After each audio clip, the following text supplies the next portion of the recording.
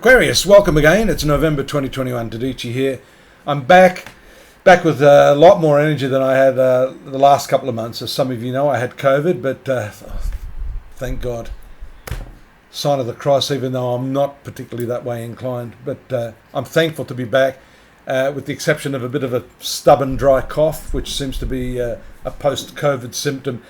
Look, I'm looking at your horoscope now, and out of all the signs, this is a very, very important month for you. Firstly, without the special transit, Sun and Mars having directional strength here in the upper part of your horoscope. I might have mentioned that last month. That's going to get stronger, but this month more important because you've got a new moon taking place here on the 5th. You've got Mercury moving into the same position on the 6th. So this is really activating new adventures in profession, if I could coin it that. You're definitely feeling more upbeat and interested in what's happening in your career and what you can do to really ramp things up. There it is, the new moon taking place there. And very much a new moon of ingenuity, having that opposition to Uranus. Not an easy one, but if you're able to muster your skills and your core competencies, you can make something of this new moon transit and do something very, very unique, I would say, having that Uranus opposition. Mercury is the planet of communication. Communicate your ideas this month, and if you need to talk to your boss, this is the time to do it, as the 10th house also rules your professional employers. On that same date, Venus, the planet of spirituality, moved into the 12th house. And there on the 9th and 10th, Venus and Pluto, the transformative planet as well, will be activated by the moon. So there's something going on here in your 12th house, which is a nice counteractive to the dynamic energy we see here in your professional arena. This Venus and Pluto in the low-key part of your horoscope can indicate a nice sort of ebb and flow between high-powered work schedules and just giving yourself a little bit of time out to pamper yourself and recover your energies. Let me have a look at some of these other transits for you. I've got to keep up. The 13th, I've got my list here. Sun trining Neptune, which is really, really imaginative. Sun is actually relating to your love life in particular, your main or principal relationship. And there is a connection there. I might have mentioned that last month. Ruler of the 7th house in the 10th house.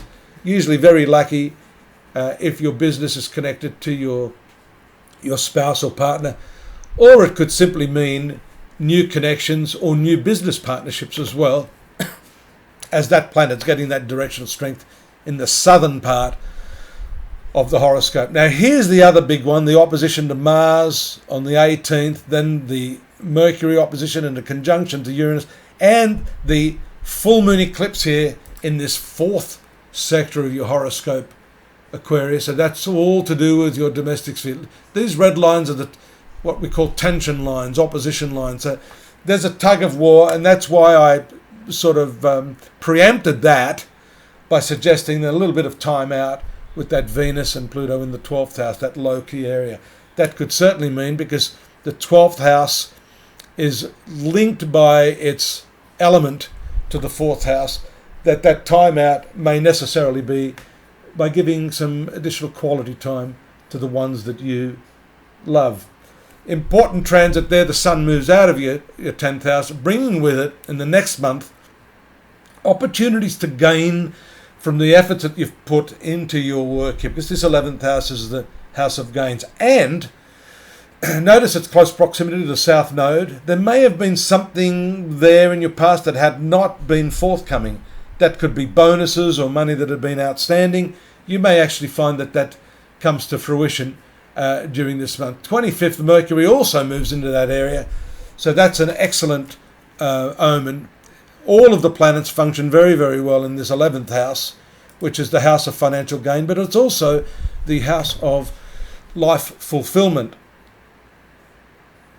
If there's been something near and dear to your heart, we see that the new moon in that 10th house brings with it the new opportunities in profession, but it also shows a new development of your ego, a whole new fashioning of yourself, so to speak, and the eclipse in the 4th house, redefining the structure and the interplay of the family members in your domestic life. So these are very, very important transits for you, Aquarius, especially because they happen in two of the most powerful angles of your horoscope.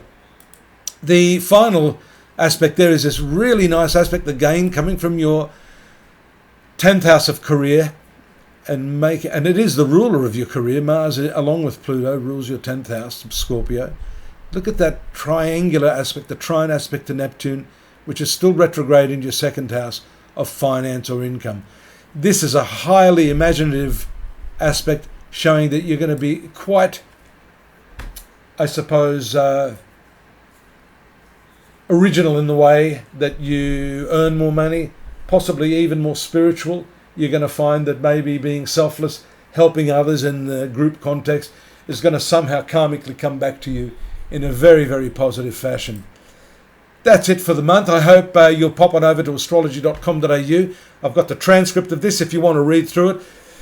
Couple that with the transit list we've got there, which is always very, very helpful to show you the specific transits, the dates in chronological order. I jump around a bit, I know. But there are quite a few transits I've overlooked. I've just focused on the main ones. So do have a look at that to give you the bigger picture. Yearly horoscopes, I'm putting them up now. We've got the weeklies that I put up every week, and of course the dailies, which help you make a bit more sense of this monthly horoscope. Subscribe, please, and I'll see you next month. Stay safe. Bye-bye.